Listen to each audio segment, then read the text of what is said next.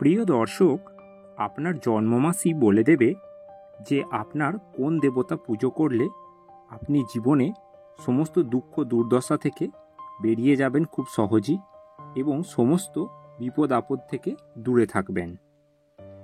জেনে নিন জন্মমাস অনুযায়ী আপনার আরাধ্য বা ইষ্ট দেবতা কোন দেবতা।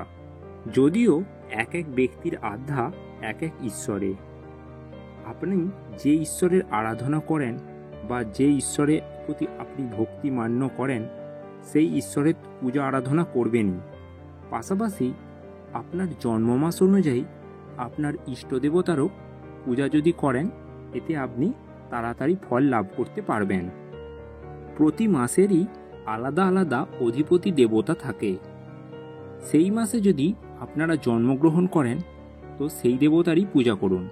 তো চলুন তাহলে জেনে নেওয়া যাক আপনার জন্মমাস অনুযায়ী আপনার আরাধ্য দেবতা। আপনি যদি জানুয়ারি মাসে জন্মগ্রহণ করেন তাহলে আপনি মা কালীর আরাধনা করুন। রোজ সকালে স্নান করে উঠে মা কালীর ছবি বা মূর্তির সামনে মায়ের আরাধনা করুন। কোনো বিপদে পড়লে মা কালীর শরণাপন্ন হন, দেখবেন বিশেষ ফল পাবেন। যদি আপনি ফেব্রুয়ারি মাসে জন্মগ্রহণ করেন তাহলে আপনি ভগবান শিবের আরাধনা করুন।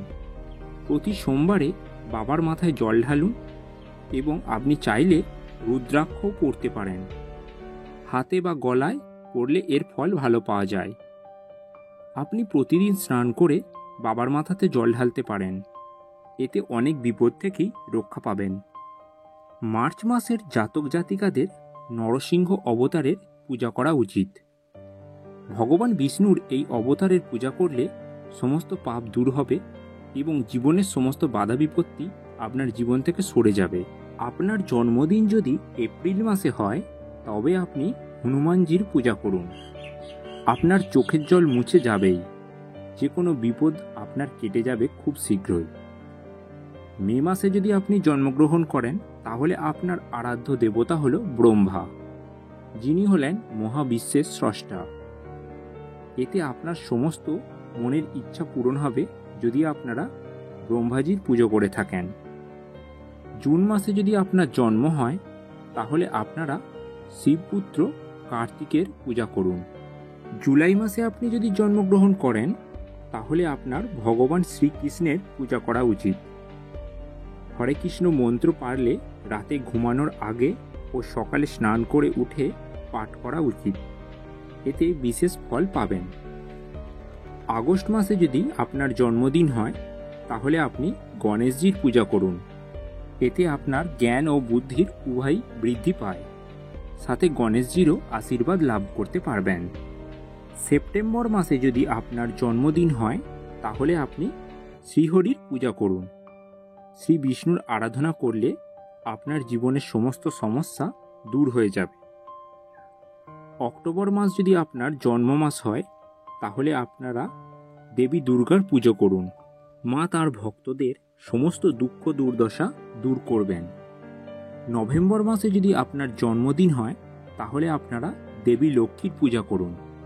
মা লক্ষ্মীর আশীর্বাদে অর্থ সংক্রান্ত যাবতীয় সমস্যা আপনার জীবন থেকে দূর হয়ে যাবে। আর আপনার যদি জন্ম মাস ডিসেম্বর হয় তাহলে আপনার আরাধ্য দেবতা হল শ্রীরাম। তার আশীর্বাদে সমস্ত বিপদ আপনার জীবন থেকে দূর হয়ে যাবে। তাহলে প্রিয় দর্শক, আপনারা অবশ্যই আপনাদের ইষ্ট দেবতাকে ভক্তি এবং বিশ্বাস ভরে আরাধনা করুন এবং আপনারা আপনাদের কর্ম করে যান। কর্ম ছাড়া কিন্তু কোনো কিছু সম্ভব নয়। কর্ম করুন এবং আপনার ঈশ্বরের প্রতি বিশ্বাস রাখুন, দেখবেন আপনার জীবনের সমস্ত বাধা বিপত্তি সবই দূর হয়ে যাবে। তো আজকের পর্বের আলোচনা এখানেই শেষ করলাম। ভিডিওটি ভালো লাগলে অবশ্যই লাইক শেয়ার কমেন্ট করবেন এবং চ্যানেলে যদি নতুন হয়ে থাকেন তো চ্যানেলটি সাবস্ক্রাইব করে রাখুন।